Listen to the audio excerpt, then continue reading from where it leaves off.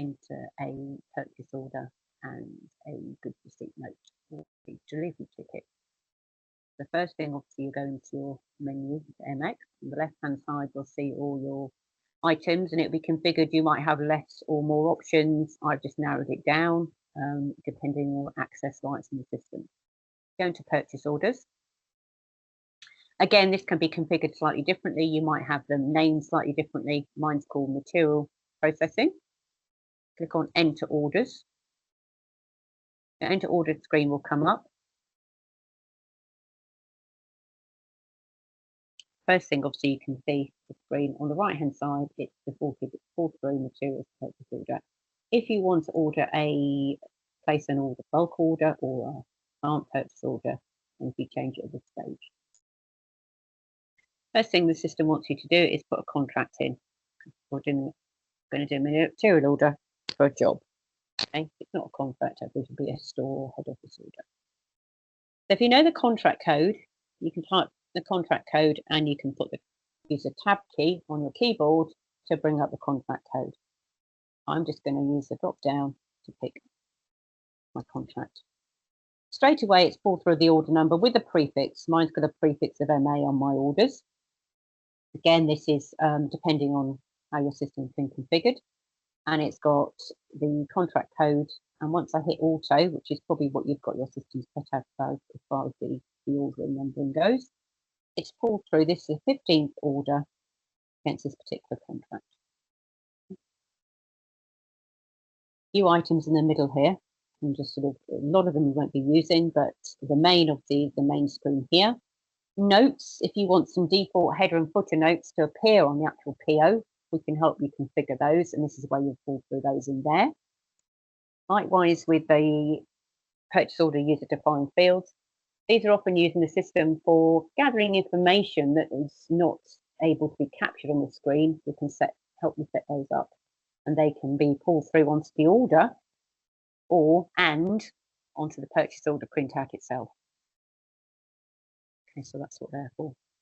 The buyer, I'm logged in as. Okay, so your initials will come in here. Requisition by is not a mandatory field.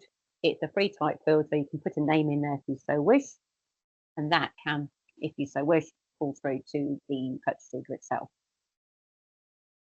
You can start typing in the code of the supplier if you know it by typing the code and hitting the tab key will bring the supplier code up. If not, again, click on the drop down and select the supplier from there. That's pulled in the supplier name. Okay, so it's pulled through obviously the address of the contract itself. If you want to set up alternative addresses against the contract or the supplier, you can do in the maintenance records, and then these will pull through to here. You can see I've got some set up in there. Address ones. Order date defaults to today's date. If you so wish to change that, you can use the drop down and use the calendar, or you could type in the date in here. The right hand side, my system's not set up to be using operations, but if you are using operations, you can start typing in the code of the operation, or you can select the drop down and select your operation from there. I've selected my supplier as Castle Water. They are set up in their maintenance record to be printing purchase orders, dispatched by print. If you set them to be email will come up in here, and obviously make sure that you've got a relevant email address set up against the supplier maintenance record. If you want to blind copy yourself or any additional people, as far as emailing goes, you can click on this. You can obviously type in your address in there and hit OK, and that will go email off when you dispatch the order. At the moment, we've got no lines on the order. You can see there's no lines on the order, and there's no value to the order at this point. We've got nothing on there at this point in time. You've got delivery date and time. That's pulled through, obviously, default to today's date, and you've got a time if you want to put a time. I don't know if it's near a school and you want to put a particular time on there. This can feed through to the actual order itself for the supplier to have a look at. If not, just leave it as it is. Status on the right hand side, awaiting dispatch. We've not dispatched it, so it printed it at this stage, so it's awaiting dispatch. There's various statuses in here, which will basically change in accordance to what's happened with the order. So you don't need to change those. So now we need to specify what we're going to order. So we click on product. So it takes you to this screen. If you know the product code you're going to be ordering, you can start typing the product code and hit the tab down or the arrow key and it will bring up the code. If you're not sure what product it is, it will then say you're not sure the product, what category is that product fall into. Again, if you know the category at this stage, you can start typing in the category and it will pull up the category and then you can find your product from there. If you don't know even the category, keep it completely open. You click OK now. The system will bring in all my products from all categories. Okay, so I'm going to select gravel at this stage. So that's pulled through from the actual product setup. If you want to add additional information to the box, then you can. Okay, you might want to add, I don't know, bill of quotes attached or a particular specification of a product you're ordering. You can type it in here.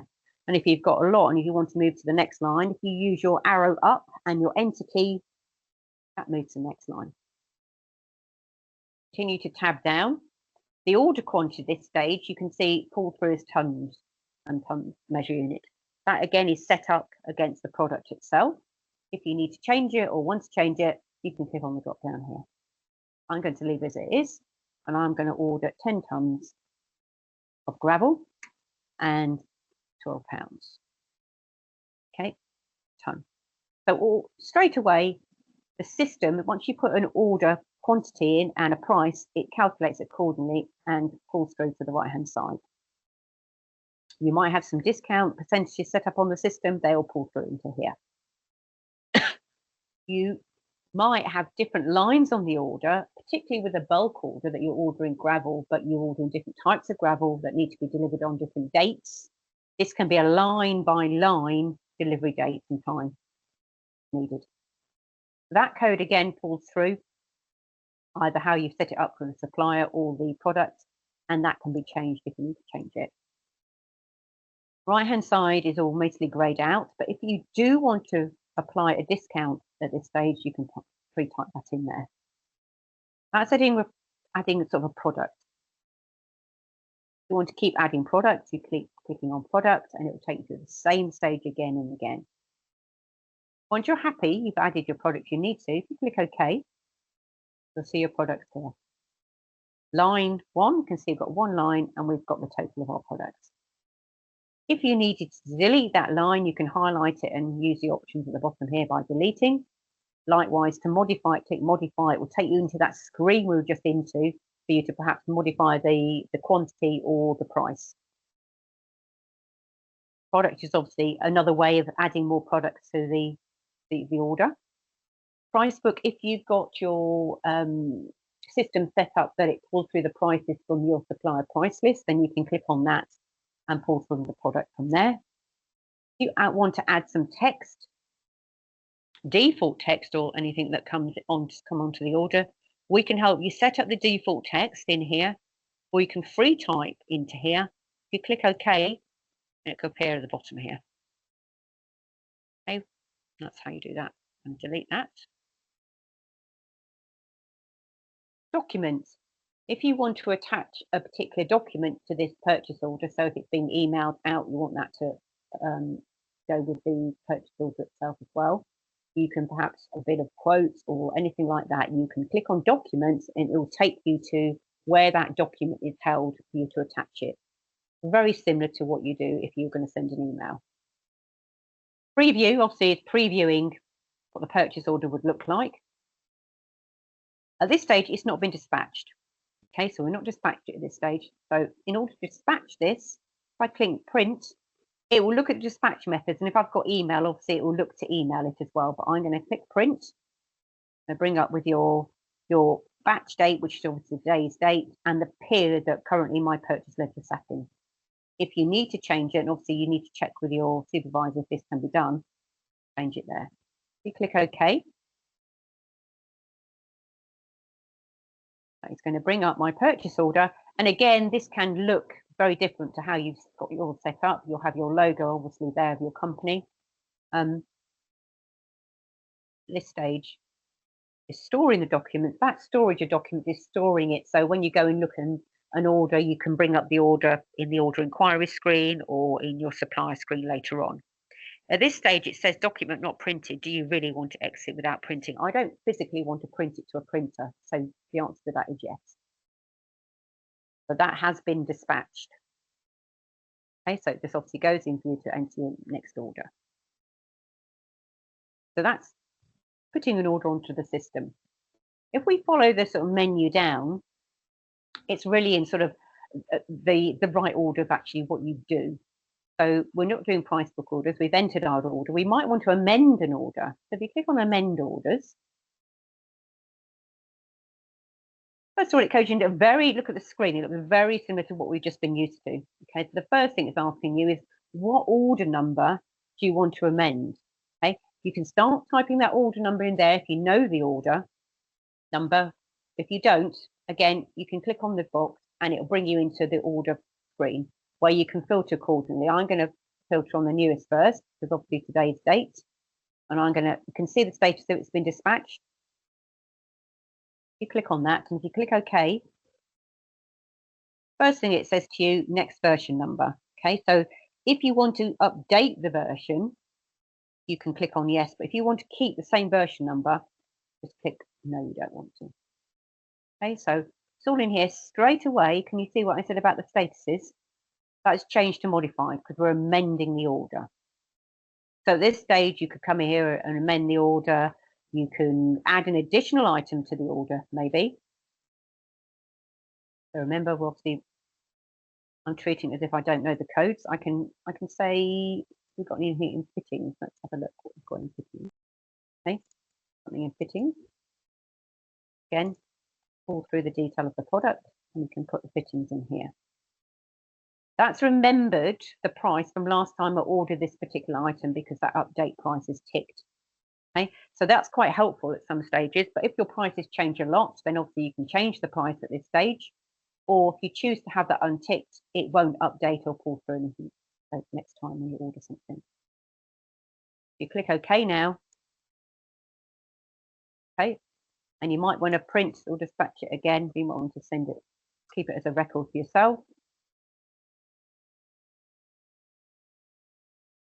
Okay, storing that amended order, and yes, I do. So that's amending an order. Okay, so very similar. All you need to do is obviously, it takes you back to the screen if you want to amend another order. Amending your order. Okay, so we talked about entering an order and amending an order. Okay, the next thing we're going to do is site have now received some of the goods and we want to record that on the system. So again, you might have this called something slightly differently. Mine's called enter goods received or straight returns. So if I click on that, batch header comes into play. Batch type, you can, if you so wish, enter goods returned at this stage, but we're going to receive some goods. Okay, we've sold site to receive some goods. Batch date, again, is today's date, and that period is my purchase ledger period. At this stage, if you've got authority, you need to change it there. Supplier is what I've got as a search thing. So at this stage, it's going to look through goods receipt notes using the supplier as a search. I'm going to use it as a contract because I remember what contract my order was on. So I'm going to do that. If you want to put in notes in there, you can at this stage. So I click OK and say yes. Takes me into the enter good receipt note screen. You've got all that information you're already familiar with at the top, which is on our batch header to start with. So first of all, it's saying contract. Which contract was it against? I know it was at my Heaver Developments. Click on Heaver Developments. And again, if you know the purchase order, you can type in the purchase order in there and hit your tab key and it'll bring up the purchase order for you. I'm not sure of my purchase order because I've done a lot today. So I'm going to order it. Just click on there and filter it accordingly. Okay, and I'm going to on that one there. It's going to it's pull through straight away. Okay, so the supplier and obviously the contract. You need to put a GRN reference in. The system will not allow you to save this without putting a GR reference in. So it might be the ticket number or anything like that. Click OK. It's pulled me through all those lines on that order. Okay, so you've got your line, your gravel, is the previous one that I've done earlier. You've got the order unit and the quantity here, and you've got 3 lines here. Okay, so if you've sort of received all 10 of those, you can click all. Okay, and that automatically completes it because all 10 have been received. But this one, you've got orders 100. I'm going to say I received 50 of those. Okay, and at this stage, I've not received any of those. The complete, basically, if you tick all, that means you received all of them, which we've done here. If you tick complete, it means no further GRNs can be put against that. So I could put that as 50, and I could say complete. That means nothing else can be received against it. I'm happy with that at this stage. If you've made a bit unsure and you've made a mistake, you can click reset and it will reset everything to be as it was when you first went in. If you want to add a new line, you might have a line, a particular product like a collection or delivery line you might want to add on there. It's just as if you're going through doing a product. Okay, you click OK to that.